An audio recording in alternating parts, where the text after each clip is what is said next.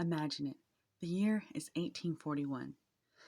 The last administration had been marred by the Panic of 1837, so it had been a tough one economically for the United States. So after 12 years of the same political party, the fact that the United States needed a change was an understatement, which is why it was particularly good timing to welcome in a Whig presidency. Hopes were high when William Henry Harrison was elected.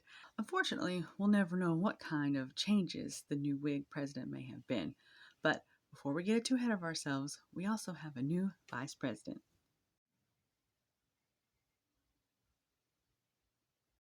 John Tyler and William Henry Harrison may not have been BFFs before the election, but there were some clear signs that that Harrison was at least going to keep him in the loop during the presidency. Before he was even inaugurated, Harrison had wrote two letters to Tyler asking about his advice on appointments. As for John Tyler, he seemed like he was going to be more like previous vice presidents who kind of kept to himself and took a paycheck. He didn't give Harrison any sort of opinions on who he thought should or should not be appointed to any position. Of course, outside of the ones that Harrison had specifically asked him on. On March 4th, Tyler was sworn in just a few hours before the big presidential inauguration, and he gave a 3-minute speech about how he hopes to help improve states' rights during his tenure, which is a stark contrast to Harrison's speech, which was nearly 2 hours, especially given the fact that he was the shortest tenured president and gave the longest inauguration speech ever, but we'll get to that. The next day, Tyler presided over some confirmations before heading back home to Virginia. By April 1st, word had been sent to Tyler that the president, who had developed pneumonia and pleurisy following his inauguration, had gotten quite ill. 2 days later, Tyler got another letter basically stating that they didn't think that the president was going to survive. Quote, "I shall not be surprised to hear by tomorrow's mail that General Harrison is no more."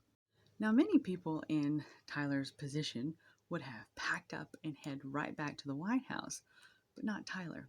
He thought it was a little inappropriate, as if he was eagerly anticipating the demise of the president.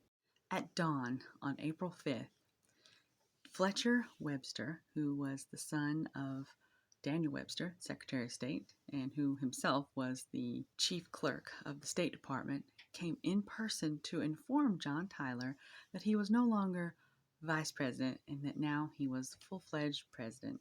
This was a pretty big deal. It was the first time that a president had died, and naturally, the first time a vice president had to become president. John Tyler holds the record for the shortest tenure as vice president. It was written of Tyler that had William Henry Harrison lived, John Tyler would have undoubtedly been as obscure as any vice president in American history. Up next, a man who has no less than 10 places named after him, including one of the biggest cities in Texas. For more information about John Tyler or William Henry Harrison as president, check back at episodes about their tenure.